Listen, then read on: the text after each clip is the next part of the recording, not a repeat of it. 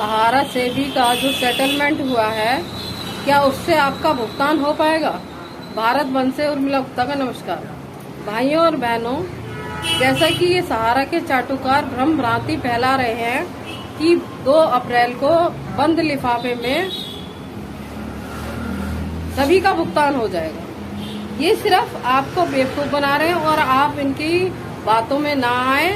और 2 अप्रैल को जंतर मंतर नई दिल्ली 11:30 बजे तक सभी लोग पहुंचे, ताकि सरकार को भी पता चल जाए और सहारा को भी पता चल जाए कि वाकई में ही पीड़ित हैं जो इस लड़ाई को लड़ रहे हैं। मैं सभी संगठनों का धन्यवाद करती हूँ कि जिन्होंने आवाज को इतना बुलंद किया कि आज संसद में भी गूंज रही है। हमारे सांसदों द्वारा ये आवाज रखी जाना बहुत बड़ी बात है, लेकिन यदि आंदोलन नहीं होता और हम रोड तक नहीं पहुंचते तो ये सहारा के चाटुकार आज भी आपका रीइन्वेस्ट कर देते और आपको पता भी नहीं चलता कि क्या हो रहा है। नई नई प्लानिंग, नई नई मीटिंग करते और मीटिंग के अंदर यदि कोई बोलता था तो उसे चुप कर दिया जाता था कि बाद में आपसे बात करेंगे, क्योंकि उससे क्या होता कि लोगों तक ये मैसेज पहुंच जाता कि कितनी बड़ी गद्दारी की है। अभी एक सहारा के चाटुकार ने लिख रखा था कि मानते हैं कि सहारा से गलती हो गई, तो गलती की सजा क्या एजेंटों को, जमाकर्ताओं को मौत देकर देनी पड़ेगी?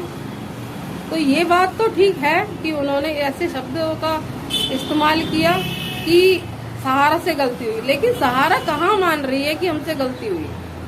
वो तो आज भी यही कह रही है और नई झूठ पे झूठ, नई कहानियां, ये नई नई फ्रेंचाइजी वाले लोग और एक फ्रेंचाइजी वाले तो अभी भी, जैसे कि जस्टिस जी के यहाँ पे आग लगी और वहाँ पे नोट बरामद किए गए, लेकिन वो कह रहे हैं कि इन जस्टिस की वजह से कोर्ट का फैसला आया।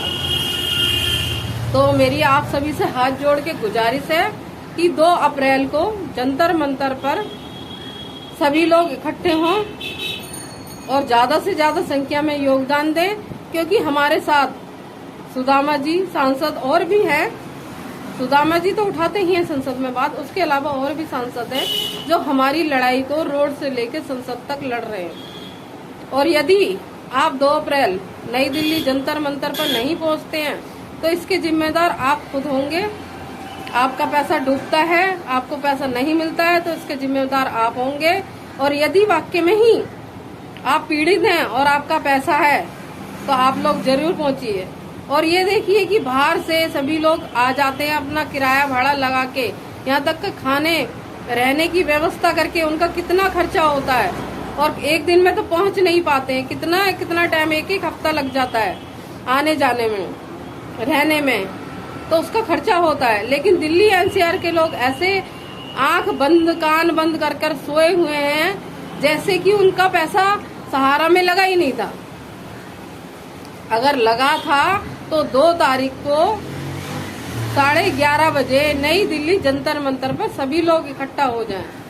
जो दूर से आ रहे हैं, बहुत सारी जगह हैं, हमारे गुरुद्वारे हैं और बहुत सारी वाटिकाएं हैं, वहाँ पे आप लोग रह सकते हैं, जहाँ पर कम से कम पैसे में आपको खाना रहना मिल सकता है। और जो भी बाहर से आ रहे हैं उन सभी से मेरी गुजारिश है कि आप अपने हाथ में झंडा लेके आए और कोई टिकट चार्ज ना दें और जनरल डिब्बे में आए।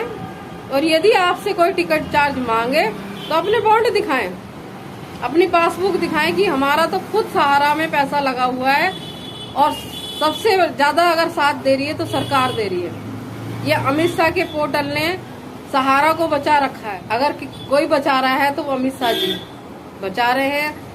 हर अपनी रैली में नई नई बातें करते हैं, नए नए प्रलोभन देते हैं कि सहारा का पाई भुगतान होगा।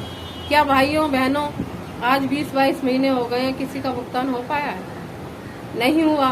तो आप अपनी आवाज को इतना बुलंद कर दो, जंतर मंतर गूंज जाना चाहिए, लाखों की संख्या इकट्ठी होगी, तभी ये आवाज अमित शाह जी, योगी जी के कानों तक जाएगी और जंतर मंतर को इस बार 2 अप्रैल को हिला देना है। इसके लिए मैं आप सभी से इस वीडियो के माध्यम से पूछना चाहती हूँ कि आप यदि आ रहे हैं 2 अप्रैल नई दिल्ली जंतर मंतर, तो कितने लोगों के साथ आ रहे हैं। तो आप इस वीडियो को ज्यादा से ज्यादा शेयर करें, ज्यादा से ज्यादा लोगों तक पहुंचाएं, ताकि 2 अप्रैल को लोग जंतर मंतर पर इकट्ठा हों और अपनी आवाज को बुलंद कर सकें। धन्यवाद।